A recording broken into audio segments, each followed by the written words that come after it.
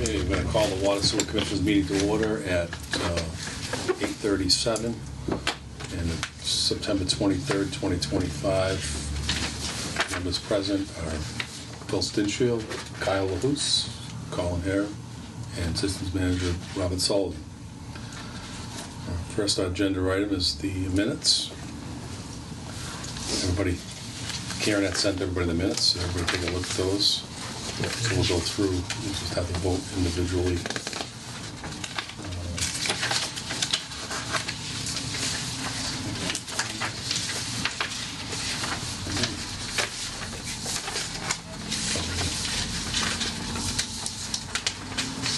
Okay, so the first set of minutes are from March 19th, 2025. Does anybody have any discussion on those? Nope. Everything's good, so just need a motion to approve those. Make a motion to accept and approve as presented. Second. All in favor? Aye. Aye. And that was the March 19th minutes. Okay. The next set of minutes are the March 28th meeting minutes.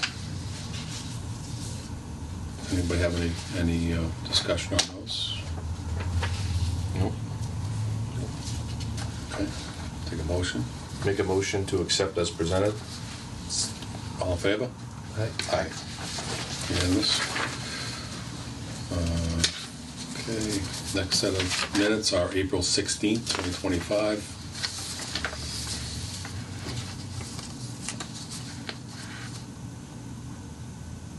Have you read through these, Bob, too, as well? That's Okay. control. Okay. Just sometimes when we go through it, there's something that sticks out. Yeah. Any discussion on the April 16th meeting minutes? Nope. Make a motion to accept as presented, April 16th. All in favor? Aye. Aye. Unanimous. Okay. Meeting minutes for June 11th, 2025.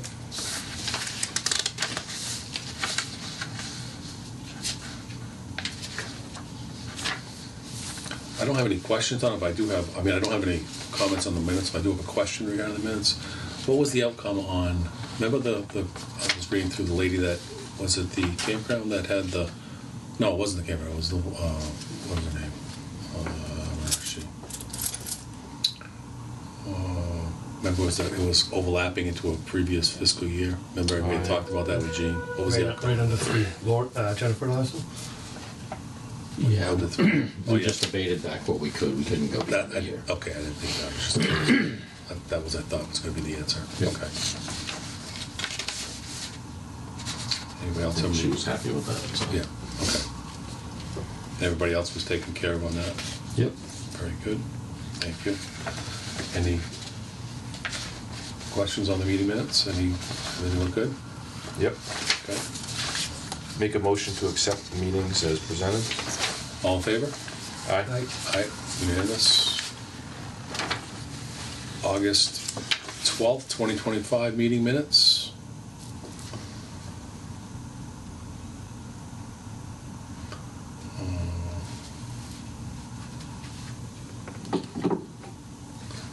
The only thing I had on here, Bob, was when we discussed the staffing. It says you only have one applicant at the moment. I know we were asking because you said that you had the other one. Yeah, I only had one that I had with us. Present. Yeah, the other one I didn't reach back out to yet. Okay. But we have two now. Okay. Still that existing one and a new one.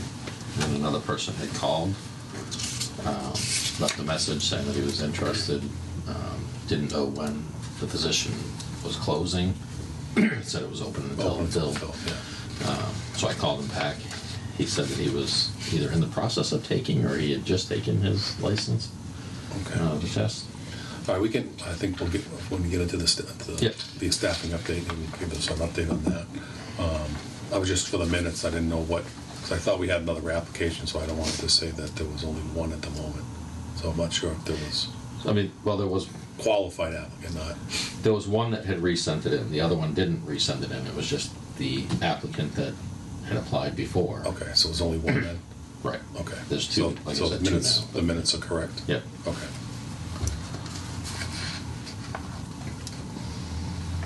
I'm good with it.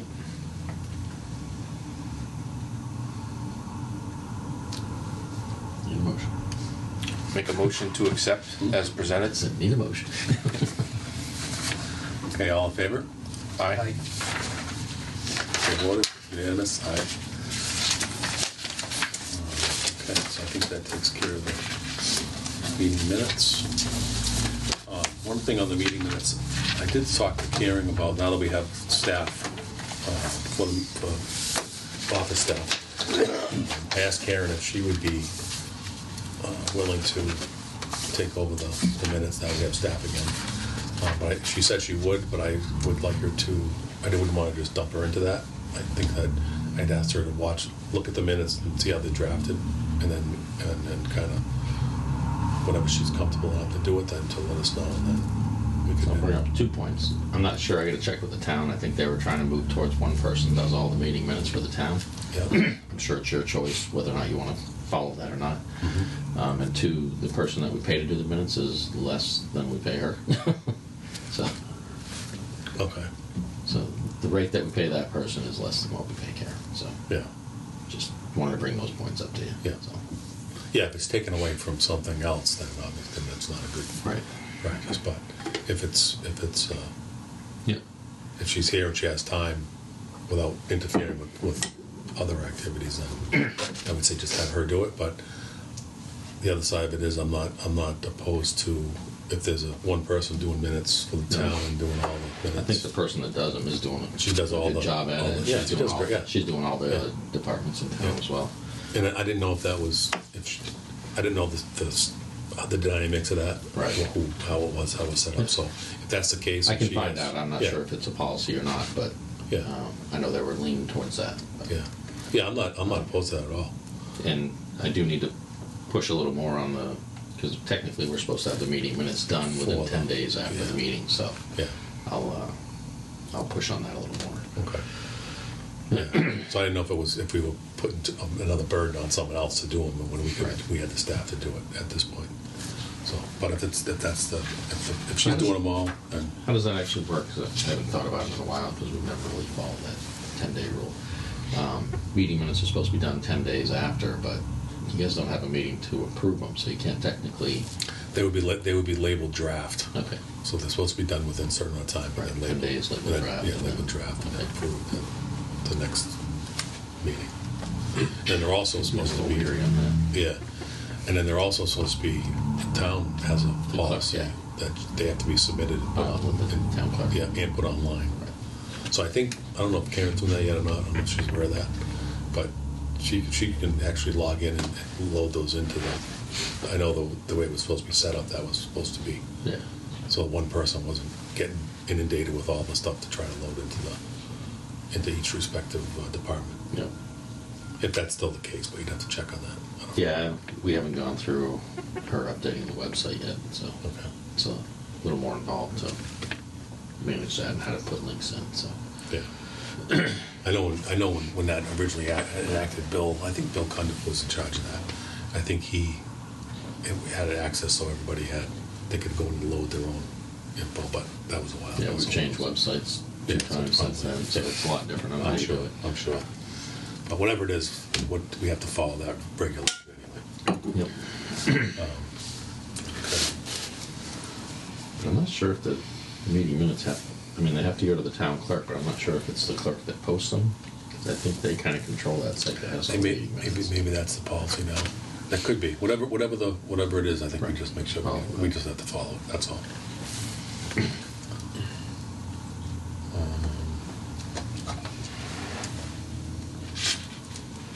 Okay, Bob, you have your reports? I got the water reports, I don't have the sewer because our chief operator was not in. Yeah. And that was me going around trying to keep up with all of his stuff. So you got June, July, and August for the water reports. Do you want me to read them or do you guys I just want to read. Is there anything in any particular, in June, is there anything that stands out that you want to talk about? The water main breaks, no, that was one of the big things. UCMR 3, UCMR 5 was done. The results look pretty good from that. That was a lot of the new PFAS. There was 29 more PFAS contaminants that they had us test for. They're not regulated yet, but the results from all of them look really good for those. So. It's good. We had through all these reports, so obviously this spans the whole time of the construction project up there, but we'll get to that on the project updates. But we did have 2 additional breaks. You're all aware of those breaks up on Main Street. Yeah. Yeah, we talked about those at the last meeting, I think. Yeah. We did. So the DEP inspection in June, that looks like it went okay? Yeah, we still haven't got any report or anything from that, so, but Sean seemed good with everything when he was here, but So no news is good news. I'll say it's not the first time I had a DEP inspector come in and do an inspection and made it sound like we were the best run plant in the country, and They then get you the get the report. report, it's like, who wrote this? Yeah, When yeah. did this person come out here? Yeah. Funny how that works. Yeah. Okay. The one that was famous for that, she retired, so. I think I remember which one. Was she the... Ning Chen? Yeah, the Asian lady, yeah. July, water, so everybody good? Any questions on June? Anybody? No. July was actually those water main breaks. July, any questions or anything, Bob, anything on July you want to talk about? No, I mean, we did get the valve exerciser trailer in. We utilize that. That thing is a lifesaver. It's amazing how much more you can do with that Oh, as good. opposed to trying to do it by hand. Good. That's something I would recommend for every water department in the country. Yeah, That was night and day between how we could get that done. Luckily, we got it just in time before the Depot Street project because we had a ton of valves to exercise in order to make sure we could get shutdowns. And you know, the valves on Main Street are 50 turns up and down, so it's 100 turns to open and close. And you have to do it 4 or 5 times to get it to actually close. So, you know, if you were doing that by hand, you'd be done after the first valve. So. Right. that's good. I'm glad. That was the donation from... Contractor donation. Yeah, that was... I'll have to thank them very much for that. Yeah, one of those things that we never would have purchased. Yeah, the expense. Right. Yeah, because it's like 130,000 for Yeah. that. So. It's amazing, the cost. I did look at it in the garage, and I was amazed, huh? Yeah, it's got a bunch of stuff Yeah. to it. You know, it's got a hydraulic sump pump on it, a hydraulic jackhammer, Yeah. a pressure washer to blast dirt. Clean the It's got a area. little Vactor on it, clean out the valve boxes and Yeah. stuff. We actually used it on the leaks up there because we couldn't get the water to shut down completely, so we were keeping up with the water with that. So it's helped on numerous occasions already. It's great. Okay, anything else on the July? Anybody have any questions? Comments? No? Okay. August, water report?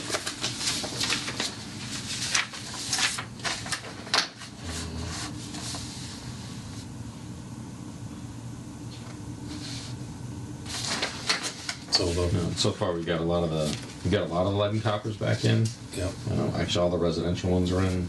All the results look good on those. The THMs, HA5s came back good.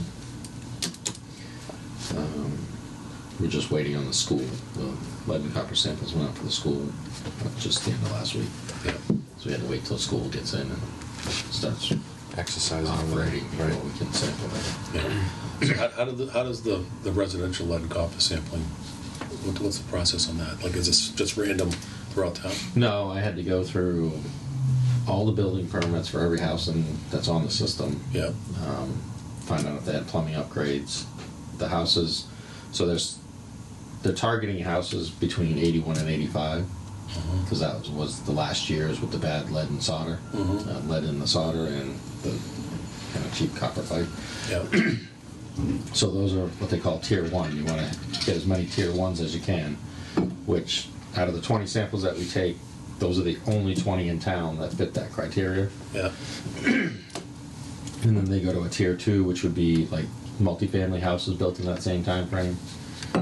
Then tier 3 is outside of that, so they'd be older houses Yeah. that still use, the lead solder and copper pipe. So we've got the 20 houses that fit the criteria, and that's it. Okay. If we had lead service lines, they'd want that as a sample site, but Okay. we haven't identified any lead service lines in town. There was none. None that we've Oh, identified. good, good. That's good. Okay. Any other discussion or questions on the August water report? I will tell you, that's the most miserable test to do, because we gotta rely on customers to, we gotta bring them containers, and they gotta, kind of follow the rules and fill out a chain of custody, and when's the last time you used the water? Yeah. A lot of them forget to fill out the paperwork, or they don't bring the sample back. Just getting people to understand the process on doing it sometimes isn't the easiest. I should have had you do, because I have one copper line on my multifamily. I should have it do a sample on that. What year was it built? Well, 1850. Yeah, that's, But Just so, outside the window. A little bit. Oh yeah, because you said it had to be the 81. So I wouldn't call it. Being the tier 3, category. yeah. All right. Everybody good on that one? On the August? Any questions? None. All right. Okay. So that.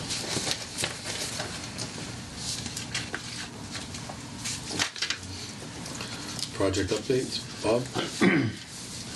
The water asset management is kind of wrapping up. I just gotta go through the draft report, go through that and figure out, some of the things that I want to change in that. They, how the engineers are, Yeah. so. They had one where the containment area at the West Street, the primary station, it's a cinder block containment, and we coated the inside with the waterproofing. They said it's a solid wall, so you can't see through it to see the tank level and stuff in there. So they wanted like $20,000 in engineering to redesign that. I'm like, How high is the it? wall's 4 feet high. I can see over it. So Yeah. I'm not going to spend money like that. Yeah. That's ridiculous to me. But so I got to go through it and try to clean up their report a little bit before we finalize it and submit it. Maybe I can't see through it, but is there a level, any gauges inside? You can put a gauge on the inside that someone could actually read it? The tanks themselves are, Oh, they have it all, okay. yeah, All right. it's got delineations on it to tell you what. We look at it all the time to see what level it's Okay, at. all right, yeah. I'm like, I don't know what that, yeah, other than that, Jesus, that seems like it's pretty self-explanatory. yeah, it didn't make any sense to me. So like I said, I got to go through and try to clean up their report a little and Okay. get rid of the things that, on paper it might say it's supposed to be a certain way, but, just to not have to like look over a 4-foot wall to spend $20,000 Yeah. on engineering and another 100 and something thousand to redo it all is insane to me. So, there's a cost to benefit there that you gotta Yeah. evaluate. Yeah, right, I agree. It doesn't make sense. So. I agree. So I'll go through that, try to clean that up before I get that finalized and get you guys copies of that. The Depot Street project, similar to the second half of the previous project, the contractor just, that terrible communication. We talked to the guy, the project foreman or whatever you want to call him. He'd come to the meetings, we'd go over the schedule for the week or what they were planning on doing, and the very next day, the things that they said they were going to do. And some of it required me and Steve to go out either the night before or come in early that morning, exercise valves, get things shut down, ready to go. Then we get there and the contractor's digging a different spot. We're like, what are you doing? This was supposed to be first. And they're like, oh no, we're going to do this first. I'm like, we're not set up for that. Like right near the beginning of the project down by Pleasant. So it was when we were going to cut in the valves to be able to shut off Pleasant and shut off Cottage. So we got everything ready for Cottage because that's what they said they wanted to do first. So we had that all shut down, ready to go. and then they're digging for Pleasant, and we weren't ready for that. So now we're running around trying to shut that down and put them back on so that they have water until they're ready. We shut down Pleasant, and somebody was getting a color done in their hair at the hairdresser on Pleasant. So they had dye in their hair, but we had already shut down and cut the pipe off. So we couldn't turn it back on until they were done. So they were sitting there for 5 hours with dye in their hair. Just poor communication with the contractor. They said they weren't notified. The contractor was responsible for doing notifications. That customer never got notified, apparently. I never got copies of the notifications throughout the entire project. Not once did I receive one of the notifications that went out. We've addressed all these issues with the contractor, and it's still just the same thing over and over. I videotaped multiple times on how they were tightening down the mechanical joints. They weren't. I mean, everybody that does this stuff knows it's like a lug nut pad. Star pattern, Yeah, crisscross. you do the star pattern, and it's supposed to be 80 to 90 foot-pounds. They used the Milwaukee impact guns and just went right around. So not torqued anything. Yeah, so nothing was torqued right. They used the impacts to take, they call them megalugs, the things that bite into the pipe to keep it from, make it so it can't slide out. They used impacts on those and just went right around. You're supposed to hand tighten them down so they're all even, and then you use a wrench to break them because they're shear nuts. So when you hit the right torque, it shears off. But when you use an impact gun, an impact just hammers. Right. So you hit that and you shear off, but you didn't actually get to the right torque. So there was a lot of issues throughout the project. I think they're supposed to give us, weekly schedule updates or whatever, what their schedule is. We got one in June, and Bob and Eric hounded. You guys know how he is. Yeah. And he was just on top of them constantly. We need an updated schedule. Last one we got was June. So it just seemed like, backfill, they were dropping rocks and everything back in there. We're like, constantly on them. You can't do that. Probably the first day of the project, we started with that. They were trying to put big rocks back in. We're like, no, 6 minus. You can't have anything bigger than that there. So we told them, you got to go good material, processed material around the pipe, come up about a foot, and then you can put, some of the native material back in, and then the top has to be good material. And the contractor was like, well, that's stupid. If we got to do that, we might as well just put all new material. We're like, all right, go ahead, because they penny bid it. So after the first day in the office started getting the slips, they put a squash on that really quick. So it was just through the entire project. The engineers would tell them, hey, it was just constantly, you can't have that material in there. You got to put the right material. When I went up the first time when they started doing the copper service lines, they went to put it together. I'm like, no, you got to ream the copper, because what happens with a copper service line is where you join the two pieces together. If they don't ream that, it creates a little current in there. And then I've got, I took off my wall of shame, but we've got multiple of them that's where it fails, is where those connections are. You can see where it just wore out a little Big pad. turbulence in there. Yeah, and it just wears the copper out right there. Then once you get a little hole, the pinhole, then it just, you can just see the Start running. gorge in the copper that it wears out. So they changed crews like 3 times. I think on the first day, the kids started complaining that, there was a delay because we were trying to shut down the water so that they wouldn't have water in the trench coming off of Martin Road. He's like, oh, well, this is a change order. And I lost my mind, so I don't think that crew was happy working here. So they pulled them out, put a different crew in. So there was like 3 different crews that came through, and every one, it was like we had to retrain them on how to do their work correctly. So this project's been more or less a nightmare, the entire project. So what is the surety that a lot of these things aren't going to cause problems a year, 2, 5 years? Right. Failure. Right. So there's a year guarantee. I know Bob was saying that he wants to try to go for a 10-year warranty due to not doing the correct installations on some of these. Some of this we kind of hold on the engineers. The engineers should have been on top of them, making sure they corrected or stopping the project. I was running in and out as I could, but during this whole project is when I was down one more person trying to run this. And the problem with the treatment plant is there's a lot of things on time, so you have to be here. So it's setting alarms. I got to run back. Well, the part of the bid is that we have a resident Engineer, right? Engineer. So, like I said, there's some of that falls on them. Me and Matt have already had conversations, and he wants to have a meeting with the engineers, with the contractor. Explaining to the contractor why they'll never work there again. Explaining to the engineers, this is on you. And Matt's already said, I don't want this inspector out here again. That's going to be it for him. So, some of that's the engineer should have stopped the project until they were doing some of these things correctly. But like I said, I go out there, and one of the other engineers that they had is new to water and sewer type stuff, so they weren't very experienced. I had to explain to her, the multiple things on why they were doing it wrong, how it's wrong, the way it's supposed to be, and why you do it the way you do it. So once she had it, she would try to enforce it, but half the time they don't listen to her.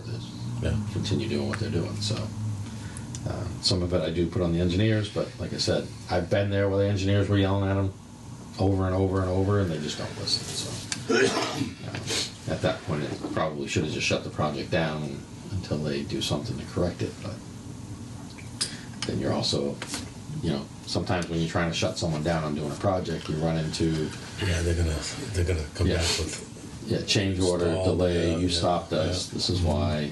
So it turns into a nightmare. It's kind of a balance of, pick your battles and what's the cost of benefit again. Right. Yeah, I can see that. So it's a little bit of a battle there, but I think part of it, I talked to Matt about it, I talked to Bob about it, when we write, you see the size of some of these contracts, they're ridiculous to begin with, but we need to put more specific things in there for the contract, and penalties for not doing it, or specifications that the project will be shut down if this is done or that's done. One of the things that really burns me on the previous contract and this contract, the first contract, I think we got spoiled because them guys were fast, efficient, they just knew how to install the stuff.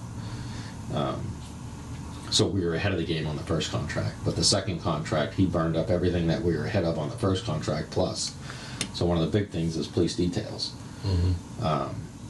When they come and bid and say they can do 300 feet a day and they only average 100 feet a day, that's 3 times more details that we have to pay for, and we pay for the details, not them. This contractor also wanted extended hours so they could get more production done. To me, it didn't look like they got any more production done, but what it did is, by going to 9 hours a day, when they said they were going to do 10 hours a day, they actually did like 9 hours a day, but we had to pay police details for 12 hours a day, Right, 4 of that 4 being a hours. time and a half. So, obviously the officers like it better. 'Cause Yeah, it's, I don't blame them, but those are the details they Yeah. like. Yeah. But it's not really cost effective just to work an extra hour. Right. I mean, I know, obviously, you're paying basically 6 hours additional for an officer to get 1 hour that Yeah. I don't really think they got a lot of production done in that 1 hour. So. yeah, I would say absolutely not on that. But it was 4 hours. You're going to work the 4 hours. Yeah, right. Right, you work the full 4 hours, that's Yeah. one thing, but, because then it's not, you're saving on the setup and all that stuff and getting going, so if you were productive for the whole 4 additional hours, that's one thing, but Yeah. they were not. So I think on the next contract, I'm gonna try to push to have it so that the police details are on the contractor, I was thinking that. included in your price for the pipe. If you think you can do 300 feet a day, then you know how much the budget for police. If you don't get 300 feet a day, then you're losing money It's on on you, us. right? So,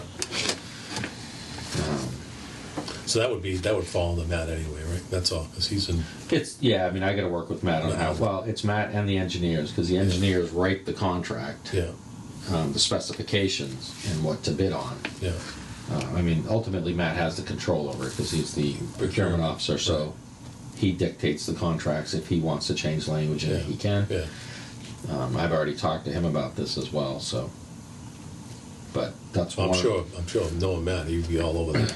Yeah, so it's just a matter of how to get it worded correctly, and Protection for it's us. kind of a double-edged sword though, because if they, they're adding that price into the cost per foot of pipe, so it drives the price up, and then depending on the contractor, are they gonna, how many feet a day do they think they can get in? Well, I think it doesn't bring it back more on a competitive bidding, because the guy that is slow at it does Right. not include the details, then his bid is Right. coming in Lower. And lower. that's- and that's what versus happened the guy here. that- Right. Yeah. And then one of the other big issues was the paving. We specifically put it in the contract to do the paving like CJP did theirs, where they milled it. Mm-hmm. You know, because when they did their temporary patch, it was better than the actual road when we were. Oh, yeah. Yeah, You they know, did- they did we went great. through that first project. Yep. The second one was like a motocross track. You know, we were stuck with that for the winter, where it's killing the plows, and you know the plow drivers are, you know, didn't want to plow those roads. Yeah, Northeast, that was Northeast, that was awful. Yeah, that was terrible. I drove on the wrong side all the time. So this time we put it in the contract that it had to be milled out like that. Turned into a nightmare. This was probably Bob's biggest pet peeve on this whole project, because he wanted to make sure we got that in the project that way. We did, and then they talked their way out of it, and they just did an overlay over that whole lane up there. Have you guys been up? Yeah, I Depot? did that go up there yesterday. So I mean, it's way better than it was, but it's still not the way that we put it in the spec. Which, So how did they get around that? because we went up and met with the paving contractor, which is Nacella, who worked for the first contractor. He did a great job when he did, North Street and Gilboa Street. He came out, met with us. We were going to go over the schedule, try to figure out traffic, because it's a nightmare. And now we're back into school, where all this was supposed to be done before school started back up. But they weren't as efficient as they thought they were, and luckily we started a month early, because Yeah, we would have been screwed if we Yeah. had started when they were originally supposed to start. yep. So we met with him, and he said, this isn't the best way to do it. It's really better just to overlay the whole road, because their trench was so bad, where it got so wide in spots, and he says, to mill all that out, it's not going to come out right, because you're still, if you just follow the spec where you go a foot over, it's going to be like this all over the Yeah, place, that's and right. you're still going to have edges that you're going to be hitting. Yeah. So he said, the best solution here is to just do one overlay over the whole road. You might get some of the imperfections in the road, but the plows aren't going to catch edges. Yeah, yeah. So just to get through the winter, I think this is something that he could do in one day and, be done. Be done. So there was no seams or anything. He just went the entire road. And So now how does that work out on the financial side of that? Did we get a credit because they didn't fulfill their obligation on the? so that's some of the stuff that we're discussing right now. I got to talk to Matt a little more about it. I don't think they bid it correctly anyway, because my issue is that, one of the issues is that they bid that at $45,000 for that trench work. The next two lowest bidders were at like 200 and something thousand to do it that way. Yeah. How do you, So something- obviously something's off, right? they missed something there, Yeah. and now they get out of that. So, but the difference is far more than the difference of what the second lowest bidder was. So that's where it turns into an issue. But Okay. it's not like it was something that was planned. It was a decision that we had to make at the end here, just to get us ready for winter and be, Yeah. get to, Yeah. to the next phase. So. Yeah. So now are they complete now? So the water main, all the houses are connected, everybody's on. So all of that work is done. The only thing left is the retaining wall for the culvert. Oh yeah. That's Chapter 90 money. Yep. And then to redo the road and the sidewalks and all that in the spring. Yeah. So, But the water. water-wise, everything is done. Yeah. I don't know if I showed you guys the when we flushed the pipes and everything. Yeah. I saw that. Yeah, I see that. Yeah, you guys all saw it out on the counter. Good job. The bones. Yeah. Yeah. It's That's not too common, but it just goes to show another point of this contractor, not being thorough with their job and inspecting. I mean, it's right in the bid that you have to inspect the pipe outside and inside before you install it. They obviously didn't do yeah. that. They're not Yeah, it's- super long lengths. They're Yeah, just- they're 20 feet. I mean, when you got it up in the air, you just look see down right the through pipe. You can see if there's anything in it. It's Yeah. you guys have all looked down the barrel. Yeah. You know what? Yeah. You can tell if there's something dirty or not in there. Yeah. Yeah. So, Well, that's too bad because they did a decent job over on Manchog Road when we used them before. So I'd like to know. So Manchog Road was another one. We actually threw them out originally and got called to the Attorney General's office, had to go through all that crap, and we awarded it to them. Only because I remember it was the bid because they were front loaded on all their money on They that. front loaded, they penny bid a ton of stuff, Yeah. they penny bid ledge. Yeah. They were very clean, so they kept everything clean at the end of the day. Yeah. They were 40% lower than the second lowest bidder. They picked up the bid package at 2 o'clock the day before the bids were due. That's why we threw it out, because it was front loaded. It was, Yeah. they had no time to do their Right, due diligence to make sure they bid correctly. Yep. And then when they came to do the job, they were like, oh, well, it shows it in the sidewalk, but the town actually owns back here, so can't we just put it behind the sidewalk? So, they got out of trying to do it in the sidewalk, which, at that point we would have got new sidewalks out of it had they did it in the sidewalk. We did go back and say, all right, you guys saved this much by not doing sidewalks, so we're going to take half of that savings. So Yeah. we knocked it down even more. Yeah. But when they got to some of the ledge point, luckily I had gone over to look at it when they were at that point, because they cut a channel through the ledge just enough to stuff the pipe in there. I'm like, yeah, no, that's Yeah, you gotta take that back out. They're like, well, it's going to take a lot of work to break through the ledge. I'm like, yeah, I know, and you guys penny bid it, so Yeah. follow the spec, get a foot around it, Yeah. clearance. So, Yeah. but they did still try to get away with things back then. They did. Okay. I thought that went relatively. It did go pretty smooth overall. Yeah. Besides the the stuff we're Right. talking about. Stupid little things, and there was a lot of stupid little things, like the one guy that didn't want the project parked over at the church. Oh yeah, I remember that. Yeah. Then they disconnected the air compressor, but didn't chock the tires. So the air compressor rolled down and slammed into that guy's car. Yeah. Jeez. Yeah, he wasn't happy. I remember that. And he was the only one that was vocal that didn't want the project. And then after we finished, they came in and said, yeah, I didn't tell him. Yeah. I think he realized the cost for a septic system. Well, he said he knew it. He just didn't like the just didn't idea of like having it. to spend money.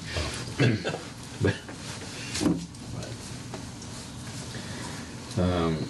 So yeah, this project's been an absolute nightmare, especially not having enough time to be up there all the time. So, but I suppose that's one of the reasons that there's a big debate in the water industry where on one of the forums where we were going back and forth on.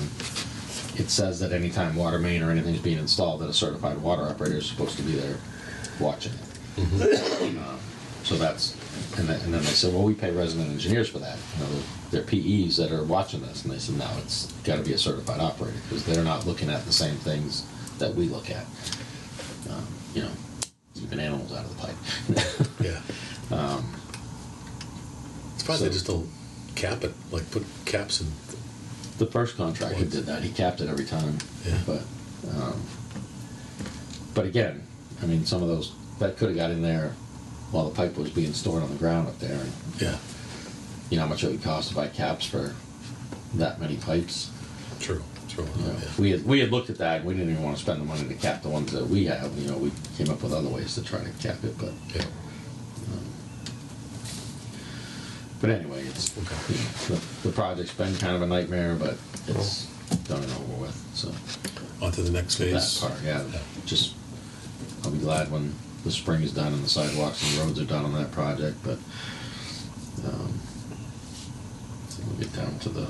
So they intended on doing the culvert this prior to November? So they were supposed to do it this fall. Yeah. But then they're asking us if we know any contractors that do that type of work, so they haven't even got somebody to do it yet. So they don't have anyone lined up. I reached out to the guy that did the culvert work out here. Matt gave me his number, so we reached out, see if because I think they called.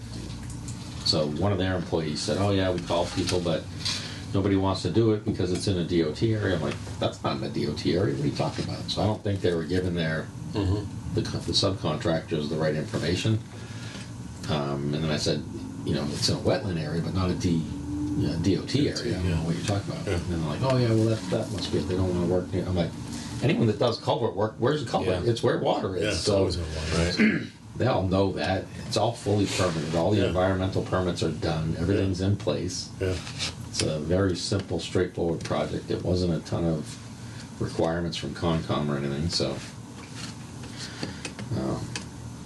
I'm not sure where we stand with that right now, but it sounded like they were having a hard time trying to find someone that'll do that work. I don't know if it's, I mean, if you get a call from someone that wants to do work and you've dealt with them before, maybe you don't want to do that work. Yeah, okay. So I don't know what the instance is, so I reached out to at least that one contractor to see, explain to him what the project is and let him know, hey, all the environmental permits are in place. Everything's already gone through the permitting, everything's done. It's a very simple, straightforward project. So I'd be curious how they come up with their bids then. How do they, I mean, they don't. That's what I said. How do you bid a project if you don't even know who's, Usually, you bid a project and then the contractor that you go and hire after the fact is 3 times as much as, never even looked at it.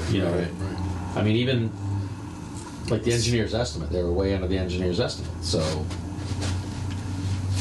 just like the paving. Mm-hmm. So, there's no way around this. It has to be done right. So, Yeah. and it's in the spec. It has to be someone that's specialized in that type of work. So, I can say that the employees that I've seen out on this job are not qualified that they have. So, they're going to have to sub it out unless they've got employees that didn't come out to this job that know what they're doing. So what exactly are they looking for? Just somebody to do the whole culvert?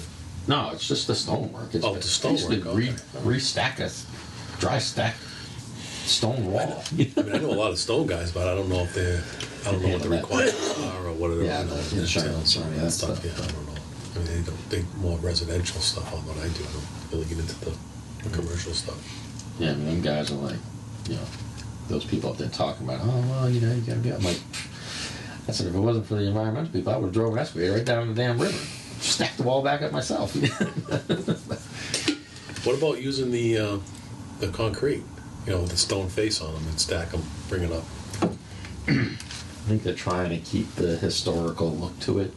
Mm-hmm. The rest of that wall looks nice. It's just that end part that came apart. Oh, so there's tying in. Because I haven't Yeah. looked at it, so I don't even know what That's what my opinion. I don't know what You didn't like that answer? Stop asking questions. Your question stops now. It's got on the chest. It's a long culvert wall there. Yeah. The majority of it's good up until the tree. Right after the tree, there's Okay. a section that just kind of. So they want to match with what's in this thing. Yeah, you want to blend it back I agree together. with that. Okay. And you drive through that area. It's an old historical looking. Yeah, and let's get the whole The little barn there. barn and let's the- get that. The little dam on the other side. Russ has got that set up nice over there. Yeah, you want to kind of stick to that appearance, and it should not be that difficult. Yeah. The problem was all the drainage came down right there, Yeah. and all the years of water just washing through washed out all the fines, Yeah. and it just created voids, and the stones started falling. But part of this project adds a storm drain, and that'll discharge out through the stone wall down lower. So that'll eliminate this, and if you can just get the dry stack back in there, even if you had to kind of put some concrete on the backside to hold them all in place. Yeah. It doesn't seem like rocket science to me. So That's usually what they do anyway. I know when they see me do routine, I was back in concrete. yeah, But it looks just like a drywall. Drywall. so it really shouldn't be that big of a project. I can't see it taking any more than a couple days. They already installed the structure, so it's just a matter of putting the top piece on with the grate, and then come out with the pipe and dry stack the wall, basically. Might be some issue shoring, but I don't really see that either. So that's where we stand with that. Those are the two parts that are left: the sidewalk, the paving, and the culvert wall, Yeah. and some of the repairs. They messed up some. Of course, it had to be on Mark Mungin's property where he's got a little concrete retaining wall to keep his lawn up there. Mm-hmm. They cut through to put the service line in, and they took the concrete section out, and then they just lumen seeded down that spot instead of putting Putting the concrete back to keep it, uniform. Someone else just sent me an email last night. Their driveway, because their service line was in their driveway, so they cut a big patch out going in to get to the service line. and all the asphalt that they use is unraveling. So they've got to come back and do something with that.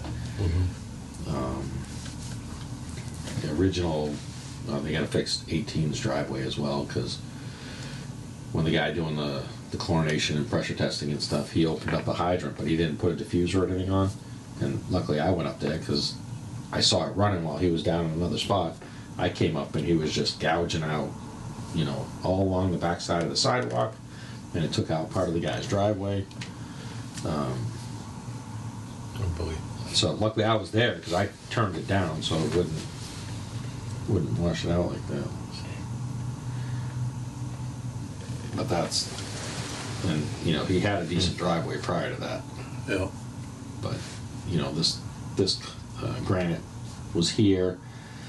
They had the granite right on top of that hydrant. I'm like, how am I supposed to take that hydrant apart? I got an 800-pound granite block. How am I supposed to do that if I got a problem with that hydrant? Yeah. So they just pushed it back and jammed it up there. I'm like, yeah, you can't leave it like that either. So they finally came back and fixed that. But we had to extend that hydrant up, I think 6 inches, because it was way too low. Yeah.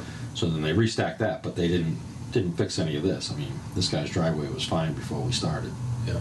And it, like I said, Just that it's- hydrant was shooting out and just dug out all the dirt and everything behind here, and then took out part of that guy's driveway. So that's got to get redone. Yeah. Okay. Well, it sounds like things are moving forward anyway. But Projects, any other project updates? So we could potentially be moving forward with North Street in the tank. We're still up in the air. There's been nothing confirmed with that. I know the contractor went to planning board. Actually, I think they're taking a two-path approach or something to go through zoning and planning. So yes, down on the, yeah, I didn't watch the meeting, so I don't know what was presented.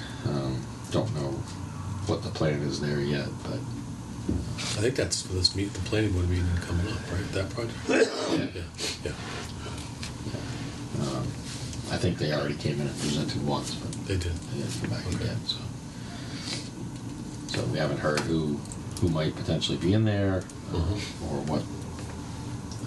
I've heard discussions on different sizes and types of buildings, but I don't have anything confirmed yet. So. Yeah. Yeah, that's it for projects for now. Anything on the industrial subdivision that was proposed a while back? No, I think they were just trying to beat the clock on the zoning change. Okay. I didn't know if anything had Haven't heard anything else about with that. that whole 40B and Yeah, you mean with North Street? yeah, the North I Street was gonna say, project. which yeah. one? Because there's a couple others. There's a proposed 40B down on the West Main. North Village had Yes. proposed cutting off a chunk of their land over there. I'm not sure where that's Haven't heard done. anything from that since that last meeting. So like I said, I think they, said they didn't have any intention of doing anything right now, but potentially after they finish North Village. But I think they just wanted to get a permit in place to. Beat the right for the zoning change. Right. on the- yeah. Be smart on I their think side. it's an 8-year zoning protection Something like that. on a subdivision. All right, thank you for that. New connection policy. So, So I didn't really go through this yet, so. yeah, I had gone through, so Karen had given us a draft version that she had. And I was looking, I didn't know we had this connection fees. So thinking through the process, I think it was what would really, I don't think it would be a policy. I think this is more of a procedure on, Right. on And that's what I was gonna say, it's Yeah. not really, it's procedurally Yes. what we need to identify and say, these are the steps that have to be done in what order. So I think we can work with, and this is my thought, and obviously I'm open to the board to discuss, and Bob, you can obviously jump in at any point. it would be the connection procedure, and then we could go through that and just identify. I think it is identified pretty well, but I think we want to put in one of the key components that triggered this was on the once the connection fee is paid, the connection may be completed, but I think we want to have also put it in the language in there that no building permits will be Right, so I don't sign off on a building permit until that connection has been until applied that's for. so we want to make sure that that language is put in at the end of this. So I mean, I think the current policy, the current connection, that's really not connection fees. I don't think that's probably labeled correctly. Well, I think originally Lee just wrote this Yeah, to kind of give her and show what the fee is, but yeah, to say this is the connection fee is incorrect as well, because Right. the connection fee changes based on size of pipe. Yes. It's per half inch after that. hmm Same with the sewer fee. I think it's That's- if it's a multifamily, there's an additional 500 for each unit. right. So some of that stuff needs to be Updated to what spelled out Right. so that people understand it fully. So we can change. We want to make sure that the connection fee, obviously for a residential, it's 2,500. For residential, it's 5,000. 5,000. But we want to put. You probably should put. Well, I guess it would be an application. It really doesn't change between residential and commercial. It doesn't. No, the fees are the same. It's just a matter of size, because we did have Oh, the one person that wanted a 2-inch line going into their house, and I'm like, you do not need a 2-inch, but they hired a contractor. They tapped a 2-inch, got it off the road 2-inch, and then when I told them, yeah, you need a meter pit for a 2-inch and a meter, Yeah. and Yeah. then they were like, oh, never mind, we'll go back to a 1-inch. But things like that is things that having this spelled out so that they can't go put a 2-inch, because now we're on the hook for a 2-inch line, because anything main to curb is on us. Right. So they went and installed that because that's what they wanted, and then when they found out after the fact that it's going to cost them a lot more money, they decided to switch back. So now we've got all 2-inch stuff in the road that if it leaks, we're responsible for it. Which, for one, leaks a lot more water when you blow a 2-inch line than a 1-inch. It's like 4 times as much, not twice as much. So the 2 inches in the road currently. What road are we talking? Glen Street. Okay. Oh, on that 3-lot going in, is that the one? No. Oh, no. I know Across the which street one. from Across- that, just yes. before us. Yes, okay.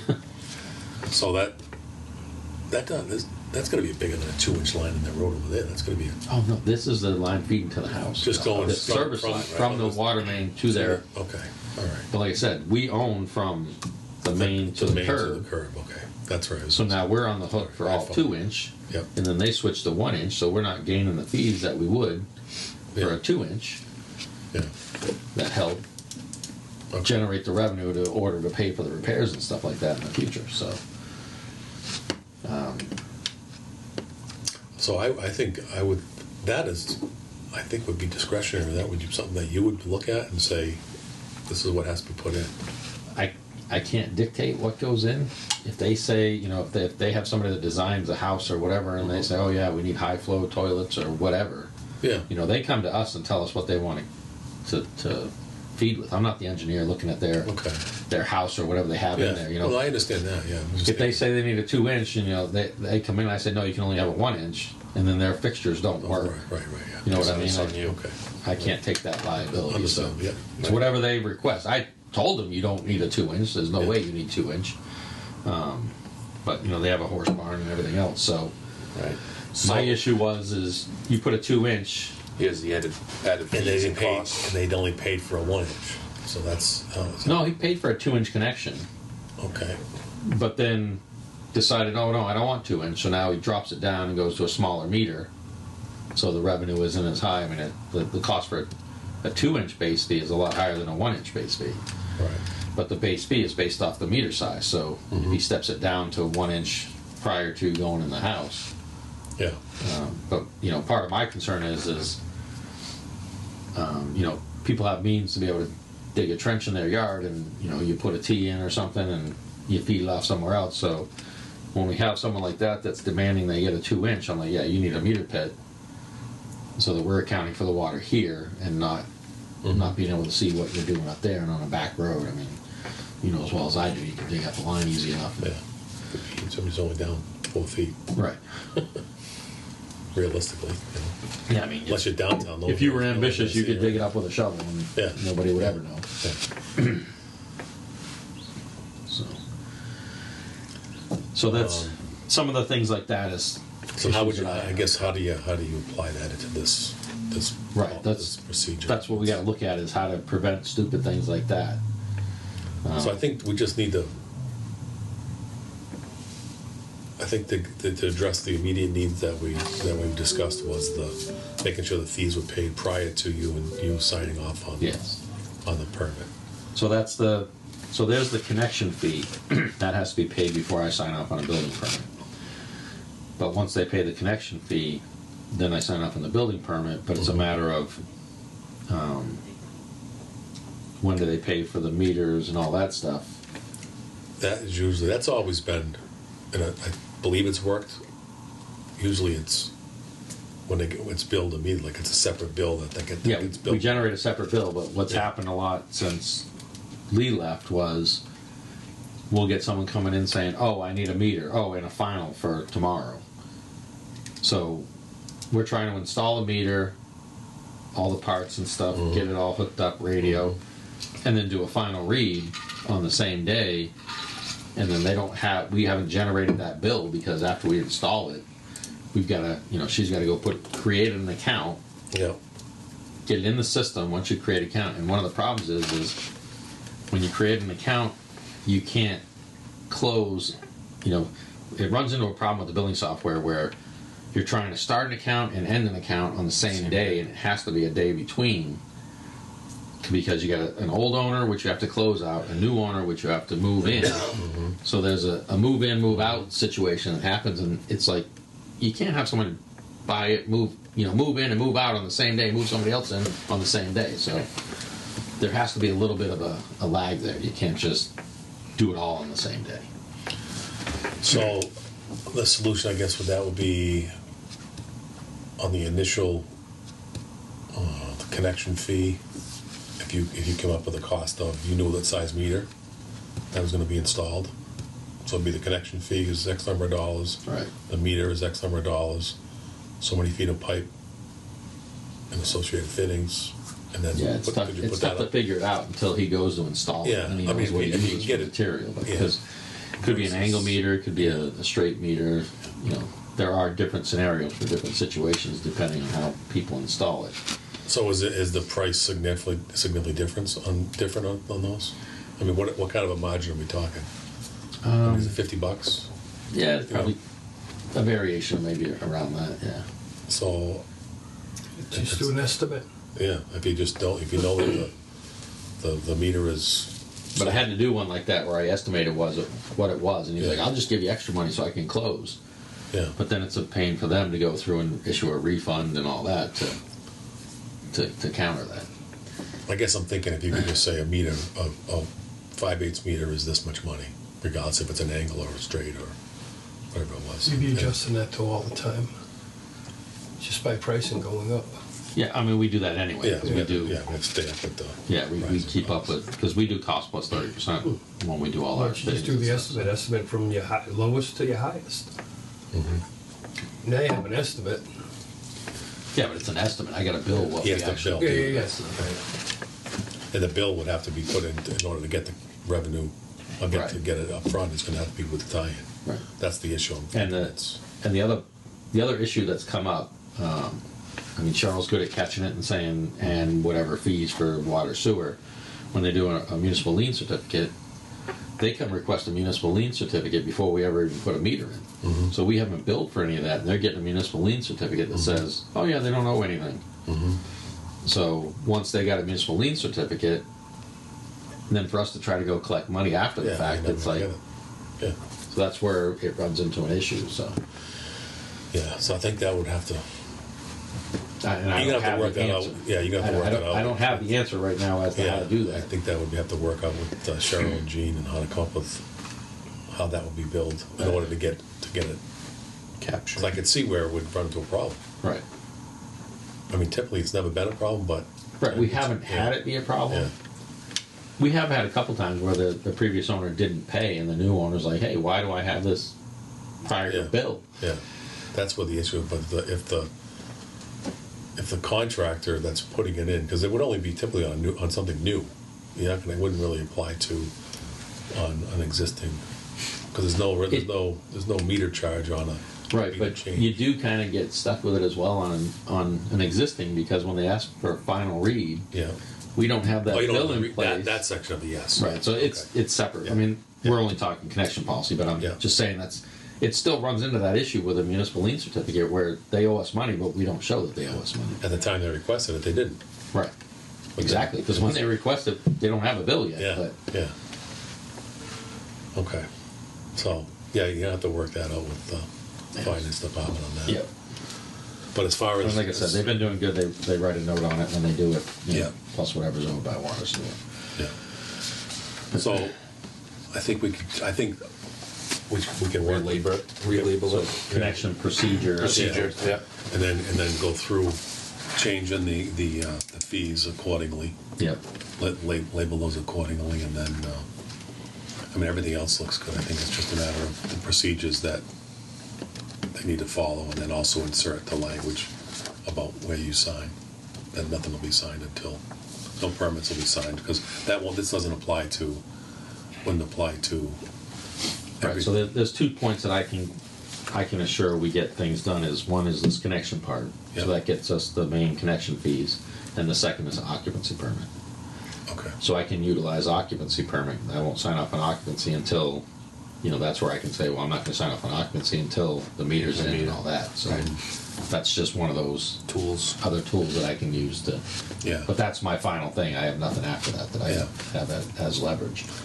Provided, but the issue is the billing, that you could still be tied up in the billing because the bill's not generated, and Right. if they're closing the same time you're doing that. Right, and that's where it runs into an issue. And I mean, Right. I know you don't like me holding up closings or anything, and nor does I No, don't want nobody- to. yeah, I don't nobody want to wants- hold up a yeah. closing, but when they wait till the last minute, Yeah. it ties my hands as to what I can do.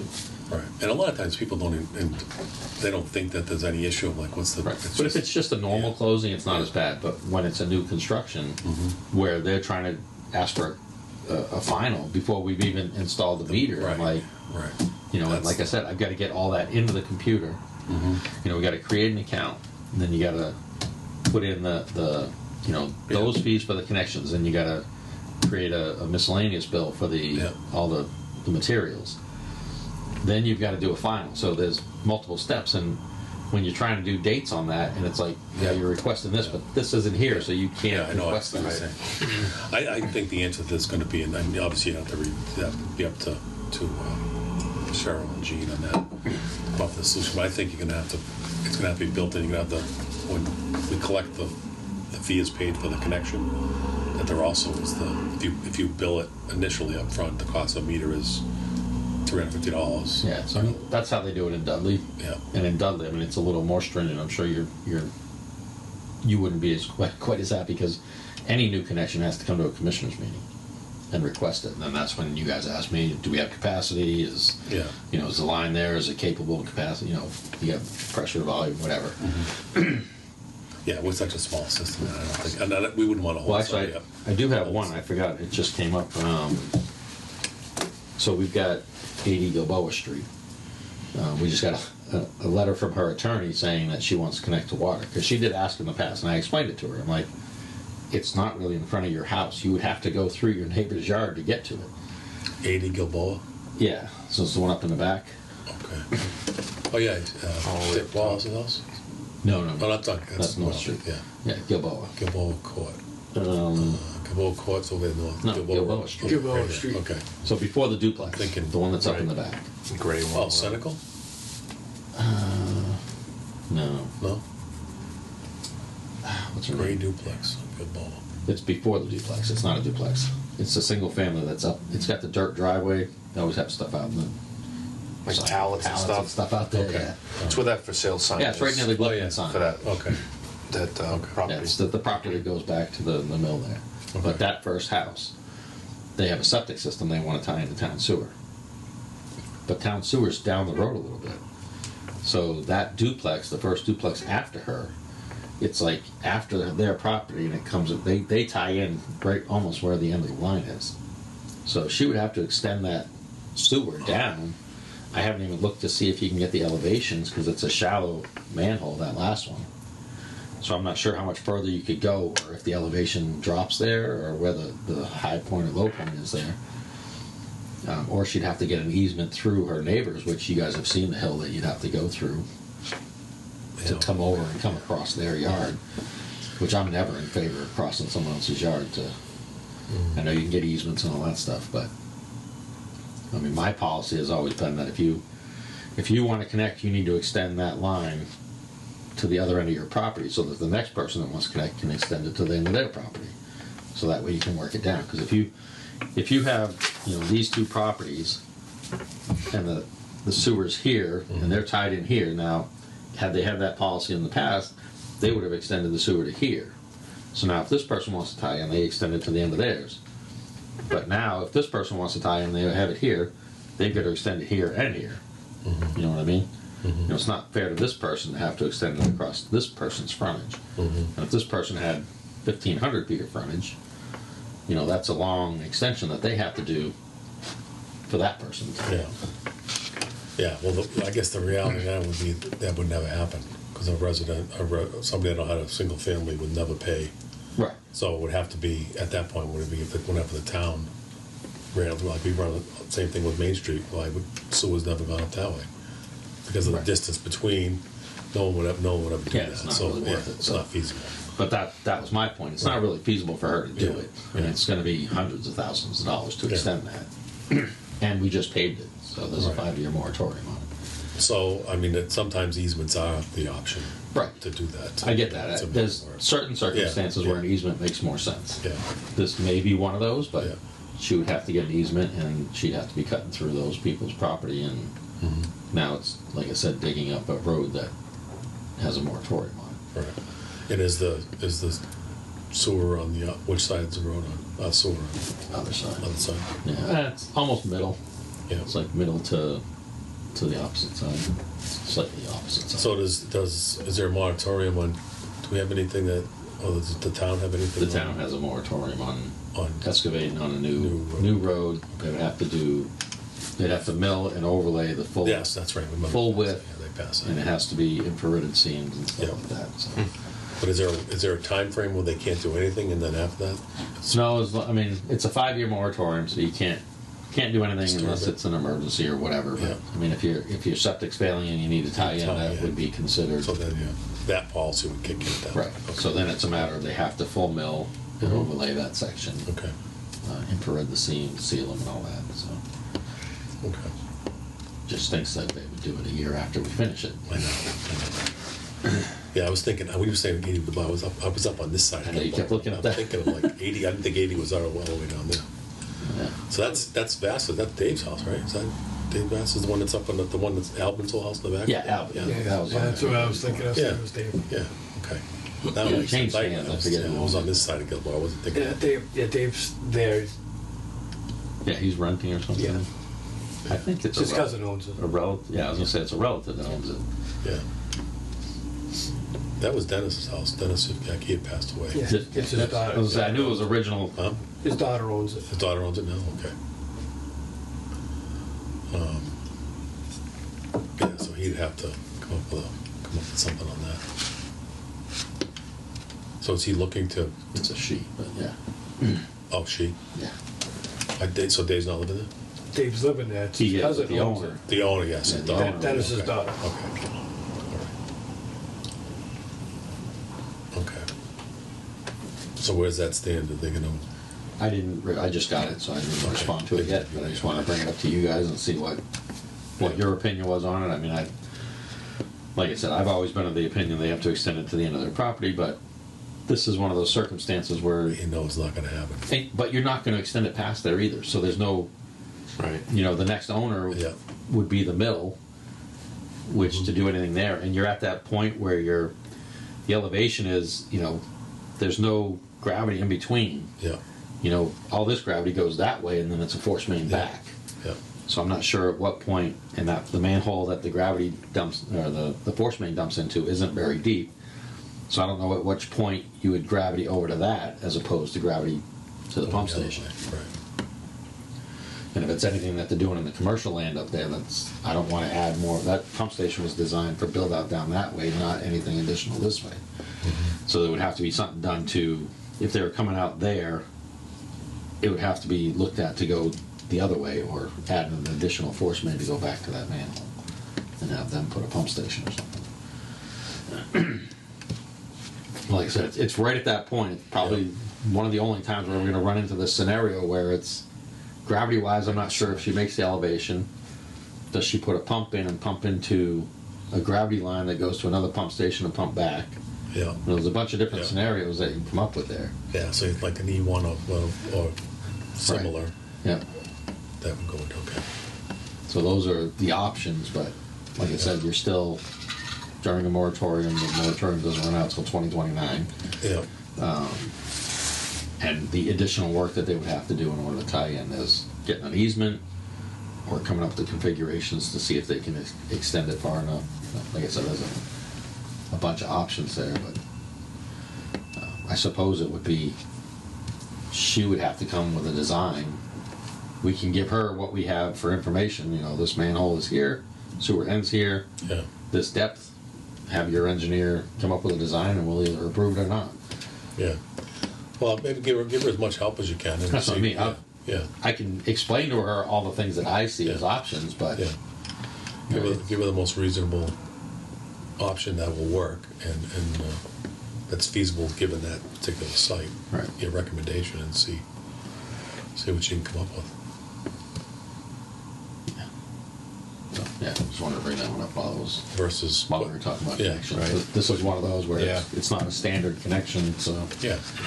Yeah, we're never gonna have you're never Yeah, gonna no, you cover, can't cover all of every little thing, but so I think the consensus, I guess, is gonna work with the existing one. Just do some language changes. Yep. Insert the fee schedule where needed, and then insert some language on the signing of the permits. yeah.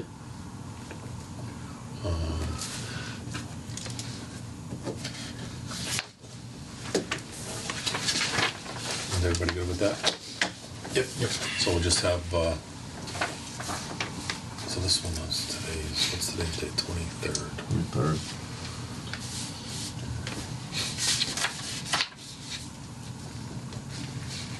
Okay. So then we'll have that for, can you have that for the next meeting, Bob? How soon you have the next meeting? What? Tomorrow? Now without 48 hours notice. It's always one comedian. The next meeting would be, Just trying to lighten this day. Good job. yeah, October 7th, right? Oh, it's a good day.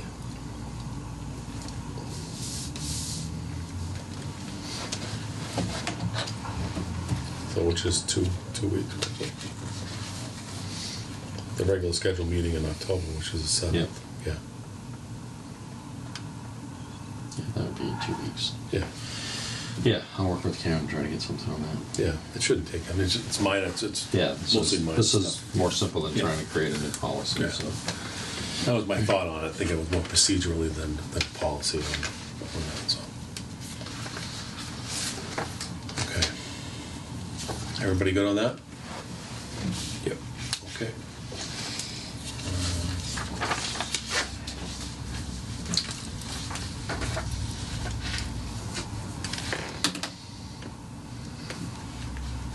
Okay, staffing update and review applicants.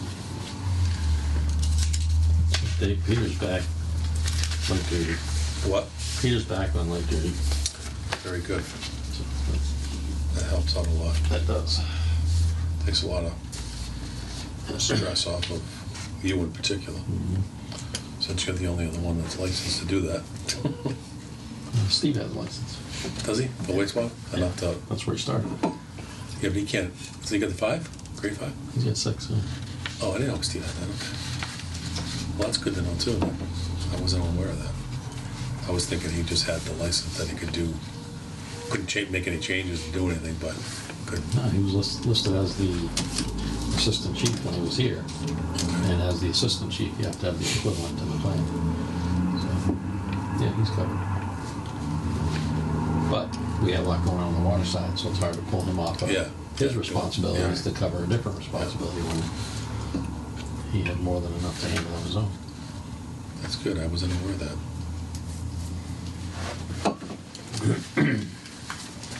All right, so we have a couple applications in front of us. I would like you to reach out to that one. There was one other one that you said you would talk to, but if we could have him resubmit an application, if he's still interested. Still interested. Yeah, from what I heard, it seemed like he was happy where he was again. But Okay. It never hurts to right, I'll reach out and see. reach out and see that, and then going through the applicants. Did you go through this one, Bob? The most recent one. Yes, no Application. licenses or anything. So that's really not a qualifying application. Okay, so we'll obviously keep the app, put them in a folder, but I don't think any action will be taken on that one. Which leaves, we have the other applicant.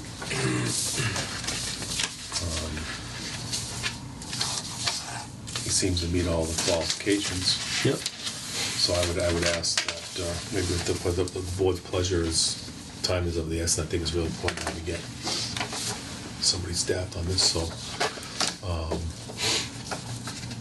reach out to the other applicant, and then reach out to this one, and then if the other applicant obviously isn't interested, then maybe you could give this one a call, set up an interview. Yep. I think the board want to go. I mean, I'd be happy to. There's two ways you can do it. One would be they'd have to go through executive session for the first interview, or we could just designate one of the members of the board to sit with Bob, go through, and authorize them to, if they feel he's qualified, to and then offer them that position, pending he's vetted and Right. everything comes back. References and everything. Good. Would you be willing to sit with Bob and do an interview? Sure. Are you good with that, Bob? Yep. And if he meets the qualifications and feel he'd be a good fit, then I think it's important to, instead of delaying the process and waiting for the meeting to offer him a position, is offer it to him immediately, and if he meets, if you're happy with everything. Yep. And if the board's agreeable with that. I think that makes sense. Okay. Phil? I'm good with that. You good with that? Okay. Give Bob a break. Yep. So does that sound good? Yep. Okay. Did you still want to meet with Matt? I know we attempted that. Yeah, we did. If we're gonna be moving forward on getting things moving, then I'm fine with that. But I just really want to just be able to get that going. I don't know if he was gonna be able to give us some more insight on maybe we're not advertising the right spots, or if he can help. He's in the municipal world, so he kind of knows a lot more than I know about that, or anything. That's why I went to them to put the ads in for all the municipal stuff. Yeah. So I've had Lisa do those. Yeah. So. Yeah, so I'm fine with that as long as we know it's moving forward. But I was thinking we weren't getting the applicants, so what were we doing wrong? Yeah, we That's still all. aren't getting much for applicants. And like I said, the first time I've heard again in a while was I just got one last week, and I reached out. I emailed her to say I reached out to this guy. He said he would come in and get an application. He said there was an application online. I did explain to him there's one online. It's just under I think it's under the town administrator, the board of selectmen section. Link. Yeah, there is. I did look at that. But if you look at the water sewer one, it actually doesn't have it listed as. I think they're still advertising for a laborer's position. That's probably why we got the application for the laborer, because it's still on there for a laborer's position, and it's saying water operator. The person that called was looking for the water operator, not for the laborer. Yeah, but I'm just letting you know on that. Yeah, I we know, probably yeah. should update that site Yeah. to include, Yeah, remove the ones that have labor been filled and then add the wastewater. Right. The Well, that should have been on there. That wasn't on there. Really? Yeah, it was just the secondary operator, I think, for the water. Because that should have been there too, because all Yeah. these positions have been open, Yeah, or were open for a while, so. and it's not like I did try to find it on like Indeed, and there was nothing Yeah, I on don't do Indeed. Indeed. I don't know. They get the whatever you call it. Count. Yeah. Yeah, I thought, but a lot of towns, there are a lot of towns advertising, there's some Yeah, positions. we've never done it.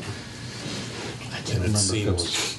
We were out on Monster Yeah. one of those one time, and we were getting doctors from Florida applying.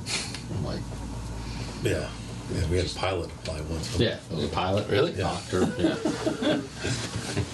I think they were both from Florida. Yeah, I think they probably laid off and just have to put in, they applied for a job. Yeah, right. You know, a lot of them to get the unemployment.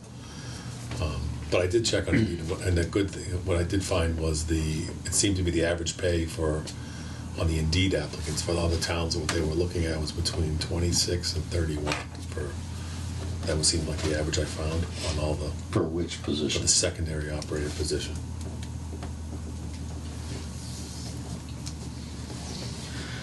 So I'm not sure where we land on that, as far as. We're in right about that range. Okay. It was, like I said, when we went through the studies and stuff, we tried to be Competitive. a little more competitive. Yeah. And then everybody else went and did the same thing. So it's like, what the hell?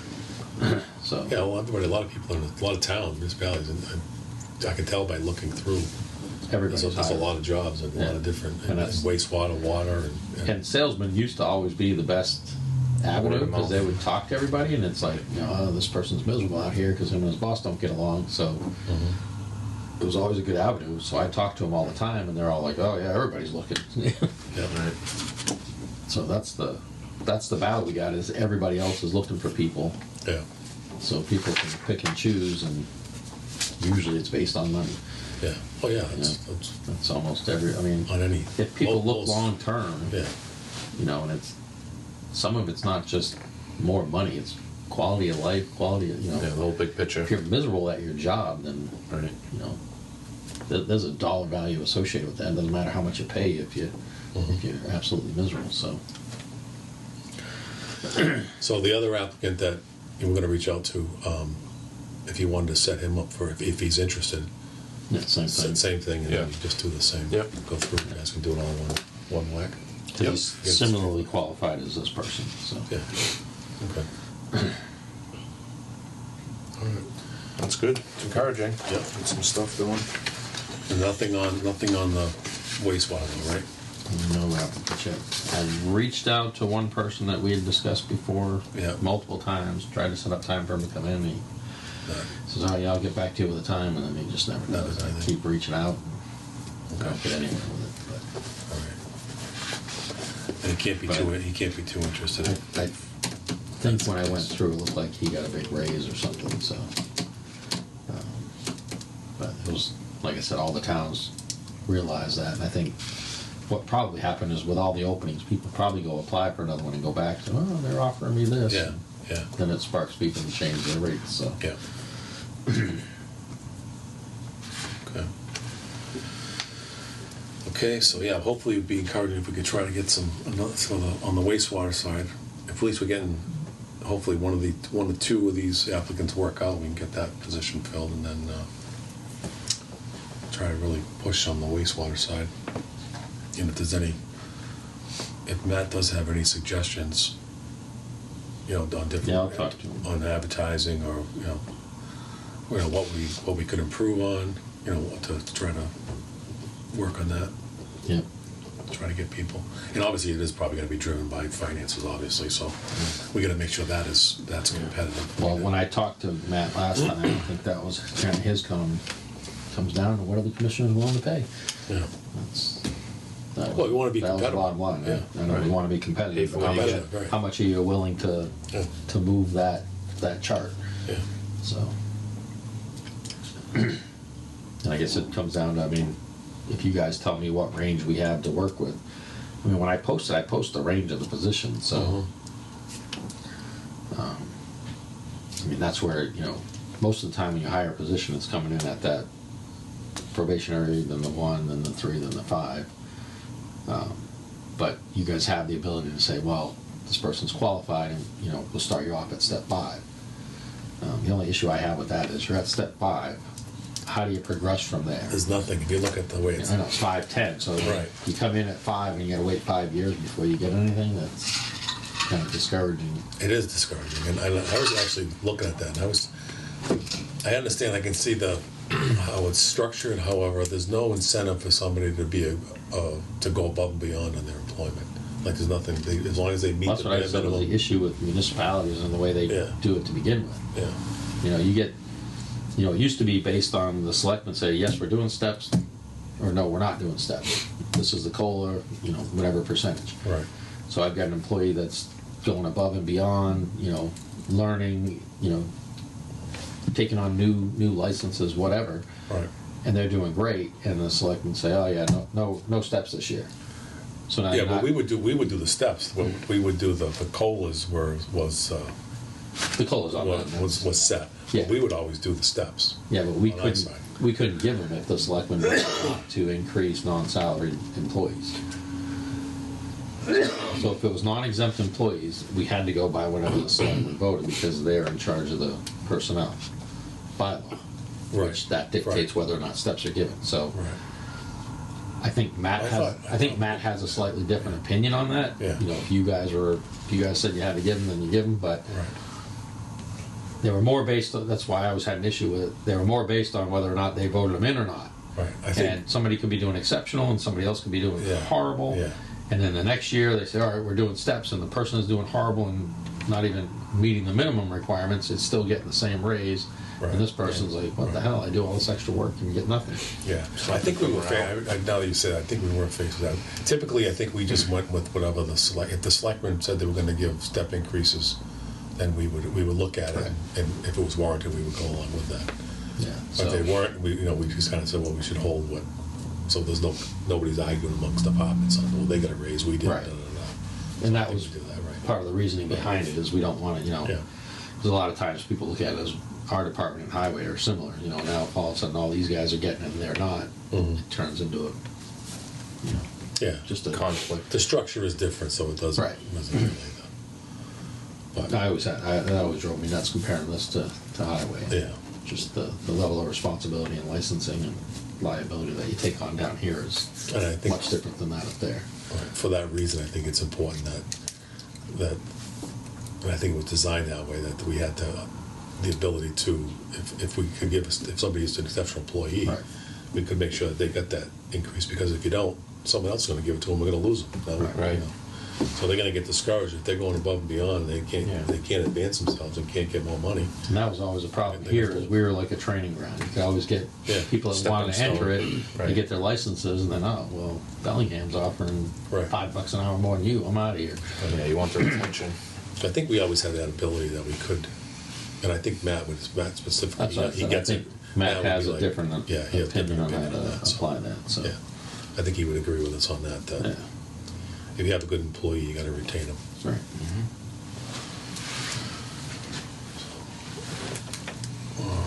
Okay. Next agenda item is the capital plan. You had started talking about. Yeah, so I mean, I didn't establish a 3-year plan yet. I got a bunch of things that we should probably add to it. Primarily, what I'm looking for. What is- approach are you looking for here? I'm looking to 3-year. I'm looking to get this for when we work into our budget process. I was trying to get going on that early, so you're not doing the budget and trying to come up with all this other information as well. Yeah. So if we could kind of, I want to integrate that into the budget when we start into that process. So there's 2 parts to that. One, I mean, there's some stuff that, we all agree Main Street needs to be done, but that's a whole different. That's a bigger. Right, that's a big fish to fry. So once this water asset management is done, which should be in the next month or 2, we'll have that, and that kind of gives you a big overview on all the water side and what things need to be done. We've already done the wastewater, so we have that. I'll probably add some to the wastewater, and then I'll explain to you why I don't agree with some of the things on the wastewater. I kind of explained a little bit on the water side on that to you already. So I got to go through that. I'm going to try to head that off before we get to the point we did on that one with the final report. Some things I'm sure they'll push and say, oh no, we really have to have this in here, because the state kind of funded some of that, so. But once we have both of those, then you'll have the big picture, both the water and the sewer, Okay. as the overall assets. Framework. Right, and what needs to be done. There's other things that, you know, they probably look at it as routine maintenance, but there's certain things that are expensive, Yeah, yeah. and they should kind of be as a capital. I mean, I've identified some that, like I said, we have so many pumps. We should just be budgeting for 1 or 2 pumps a year regardless. Yeah, I think we do And that. that's, yeah, we did kind of implement that on this last one. Yeah. So, certain things, I just say, you know, these things need to be budgeted, period. Other things are, all right, these are items that didn't really fall under capital, but they really are a capital because of just the sheer expense of them. Mm-hmm. So, once I get the water one, like I said, I'll put all those into a spreadsheet or something, and we can kind of go through them. And Yeah. Okay. And then I think we're gonna just Pat, skip over the next one for 1 second, just go out of order on that. So the town meeting warrant articles would be something I'd be looking at, which would tie into the capital transfer from retained earnings, that we have some capital projects that we know we need to get done, instead of waiting till so, do you mean for fall town meeting or for spring town meeting? for fall town meeting. Okay. So I know that we can transfer from retained Retained earnings. earnings Right. too, yeah. So we could get ahead of that, start that, and I know the tank was one I thought was 180,000, I think was the tank, the painting and all that. No, we had 100,000, but I haven't got a price on it because I called to get pricing from 3 different companies. I want to say they range between like 38,000 and 67,000 or something like that. Mm-hmm. So that's when I came up with the number for 100,000, and we got that approved. We have that money sitting there, and then I said, all right, well, we got to look at how to go out to bid. So I talked to the engineer. They wanted $100,000 to put it out to bid. Mm-hmm. So I'm like, how do you justify $100,000 to put something out to bid that's between 37 and 67 or whatever? Mm-hmm. So I just got to look at a different engineering firm to see if we can get something reasonable for. Yeah. You know, it's not rocket science. It's, you know, Yeah. blast it to bare metal on the inside. Use NSF certified coatings. It's really not a lot there. So We're I not guess- upgrading the tank to put, you know, Right. fall protection around the whole thing. You know, we're not doing all that stuff. It's just I want to recoat the tank. But I don't know if you want to look at do we look at moving forward with recoating it, or do we look at upgrading the tank itself? 'Cause at some point, the useful life of that tank, I mean, you're at 75 years now. So, you know, if you look at the overall useful life of that pipe, it's not too much further out. Is it worth taking that 100,000 and putting it towards a new tank, or do you want to just try to get by? I mean, What's a rough number on Well, the tank? depending on how everything comes back. so Sorry. that Go ahead. What was the rough number on a replacement tank? so I don't think I would go as big, but I would Right. probably go with an elevated tank. So I'd probably go elevated and reduce the volume, Right. so you're getting better turnover. Stagnant water. Yeah, I mean, in the winter, we run booster station to fill that tank. But in the winter, we can go 4 days before we have to run it again. So you're 4 days and to Pushing. to turn that over, and you still have more than half the tank that's, you know, older water. So for clarity, we're talking about the tank. Church. On Church. Okay. Yeah. Yeah, the Franklin Street tank's 750,000, and that would not be an easy one to switch to an elevated tank. Mm-hmm. The Church Street, it's a 250,000, so I'd say probably drop down to, you know, 175, or, you know, I guess you could maybe do 200. I'd have to look at the fire flow requirements.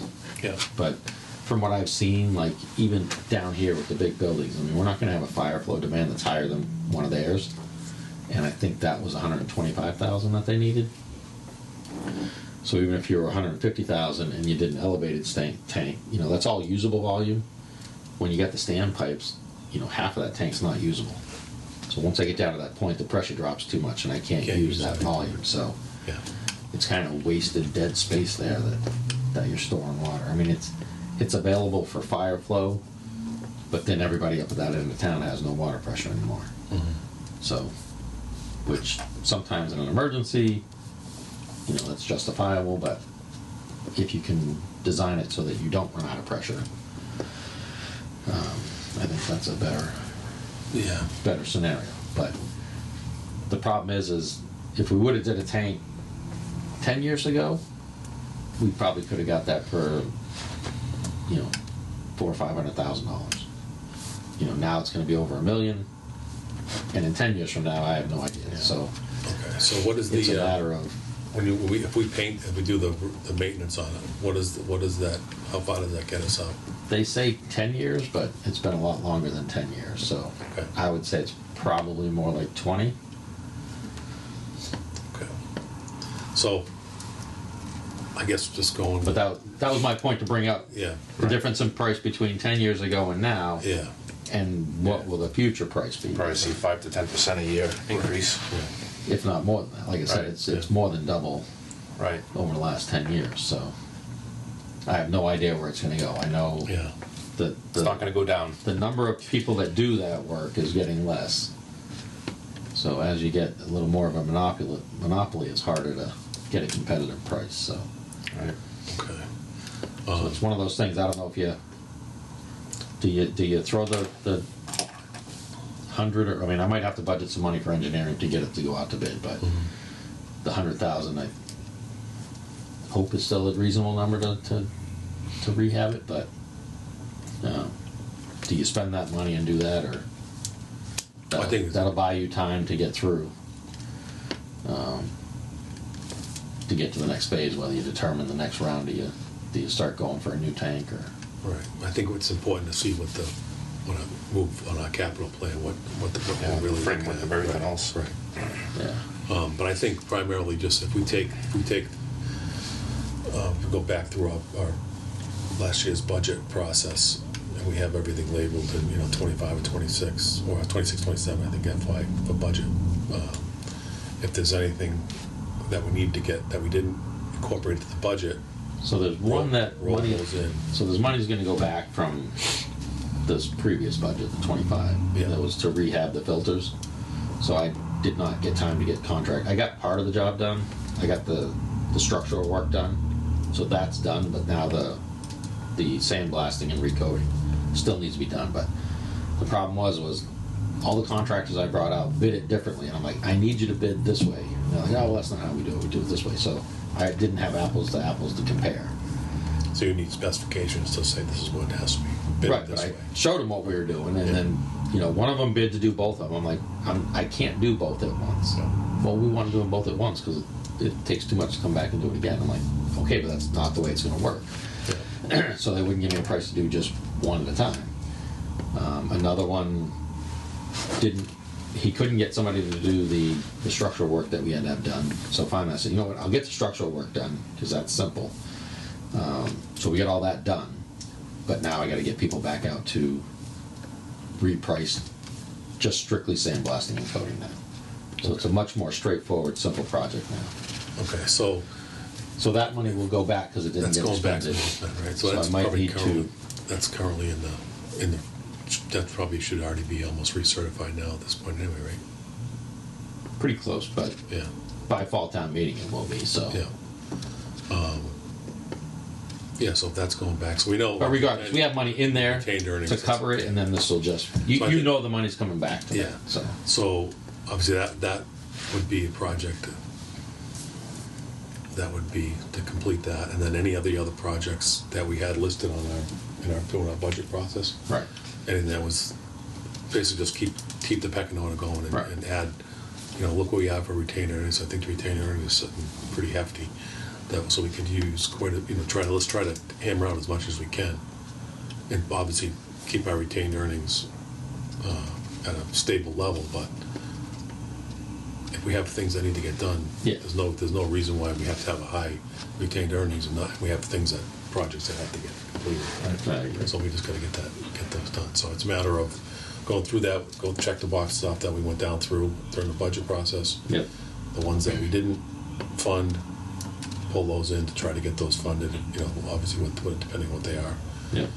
And then get those for the fall town meeting, just to do the transfer from retained earnings for those projects. Yeah, I mean, some of them I have to look and make sure I've got time Yeah, to get the projects Yeah. done. I mean, I got enough going on to. I mean, it'd be helpful if we get another employee. So, But Yeah, depending on what they are. Peter being back helps, so I that's. did go through some, a lot of, someone's buying things, Right. just getting, fixing some things if we can, just, Yep. but at least just get it, if it's appropriated, Right. we have the, We can move forward with we can it. move forward with it. Yep. So, and do you know when the warrant, actually opens and closes? I imagine it must be open by now, right? I believe so, yeah. I think we got the deadline. It was here or not.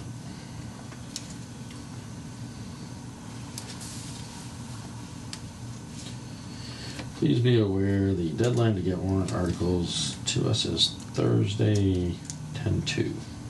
So that's before our next meeting. Okay. Before 10/2, so that's, our meeting is, That's next Thursday.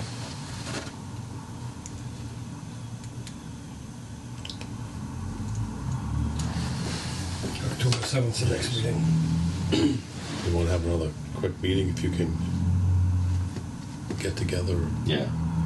we can do it, just vote on it, come in for a quick meeting, just to vote on those, Yep.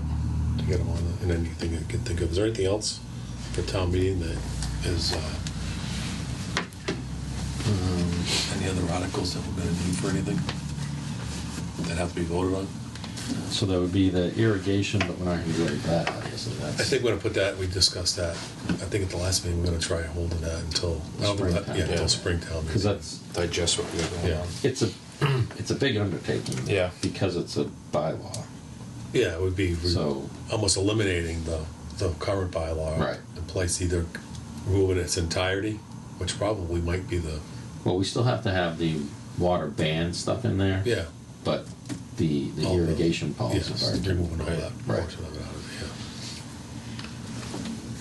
yeah. Yeah, because I think we're gonna move that But to I would think that would be Springtown meeting. Springtown meeting. Because that's a bylaw, you have to go through planning board, right?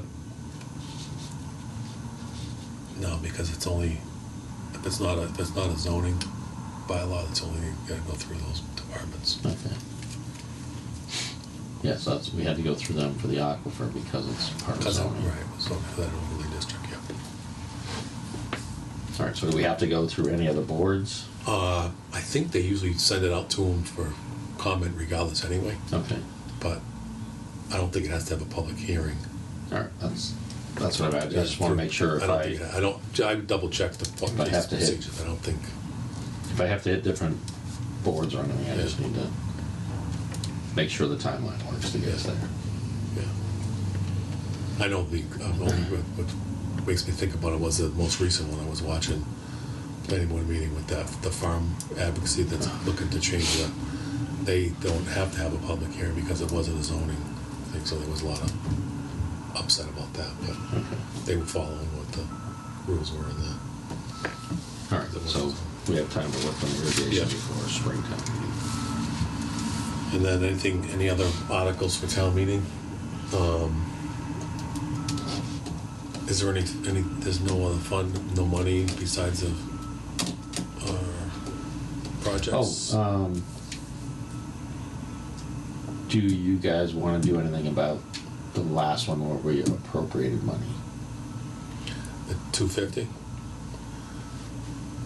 I thought that would automatically, the way I understood it was it would automatically go back in. No? No, once it's appropriated, it gets set aside. So until it's either used or we vote to rescind that. So what's That's my understanding. Do you, right now, it's taken out of retained earnings, so it's not there and it's not available for anything but that because it's earmarked for that. So what's Bob and Eric's take on that? I don't know what. Yeah, I know. I don't know There's the a lot dynamics, of yeah. workings, and they change day to day. So I don't see us getting a grant until we move forward. But let me check with him. Yeah. But I'll check with him if he thinks it's still necessary in order to shoot for a grant. Then we'll leave it, and then we can make a determination in springtime meeting. But Okay. I just want to bring that up, that's one that if we wanted to pull that back out, Yeah. you would need to go to town meeting to. I'd rather pull it out And I hate stuff just sitting lingering because it'll get. Yeah, me too. It'll get, and somebody will find it. Especially if you're looking at trying to get Yeah. other projects done. Yeah. But at this point, that money's set aside, we can't use it, it's not technically in retained earnings because it's Yeah. been accounted for, so if we want to have access to that money, it has to go to town meeting to either rescind or vote to move that from that. Yeah, because that was to transfer it too, so, yeah, Yeah. okay.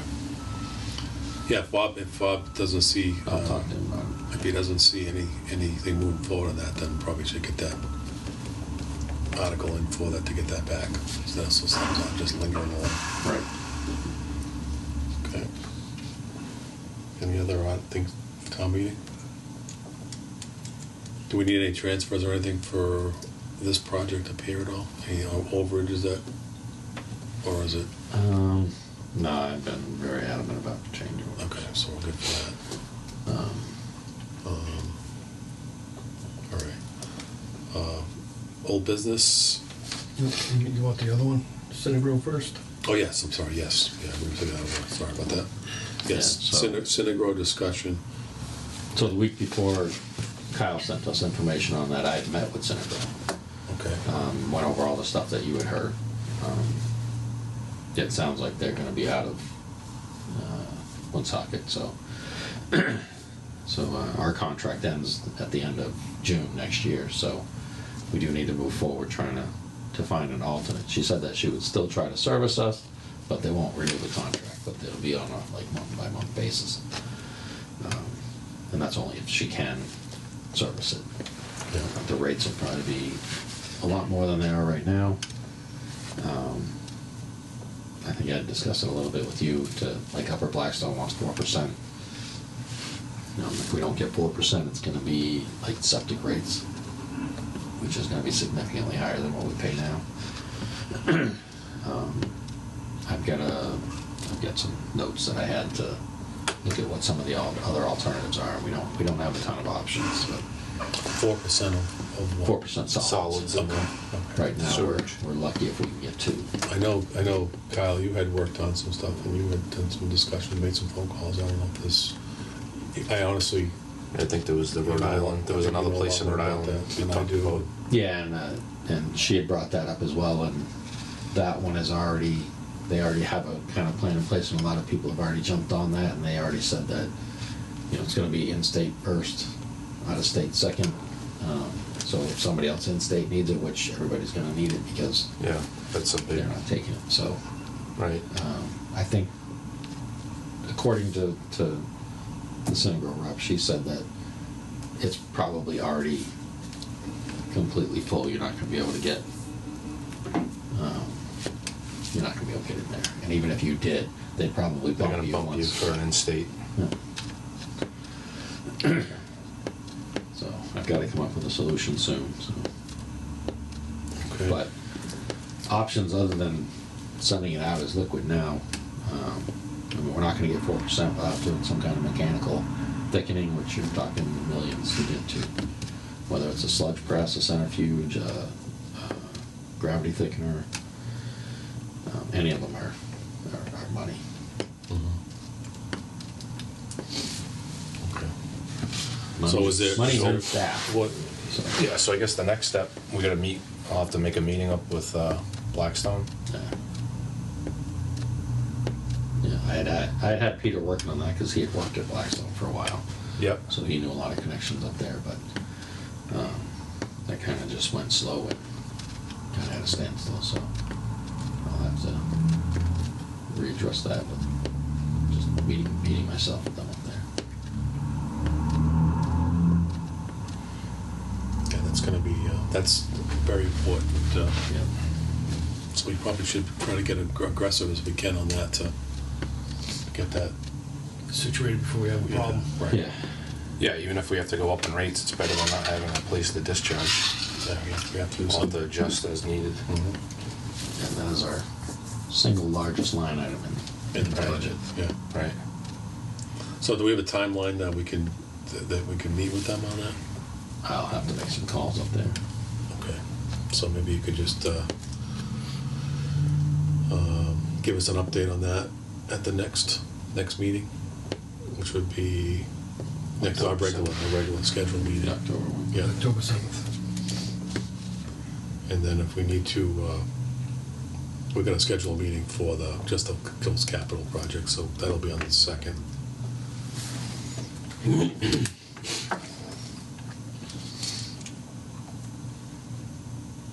Do you want to meet on this? Actually, that's the second. The second is one we're Yeah, gonna have so we that want to too, be. so. So we want to.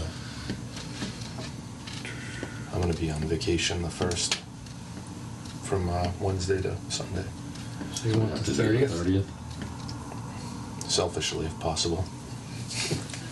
Going away for my anniversary, Oh, so. hey, that's all that. Mine's the following week. There you go. Yeah, so the 30th, next Tuesday? Yeah. Yeah, we do that. And that is, on the agenda is for, I already had it down here. Phil already scheduled this, he knew ahead of time. Don't ask me. It's literally scheduled. The phone listens, I'm saying. It's even for 8. So the purpose for the 30th Would be, is town meeting to Wait, that's approve. not- Just wait. warrant articles, yeah, right? yeah. I take that back. That was for today. I'm behind. You should have stopped while you were ahead. I know.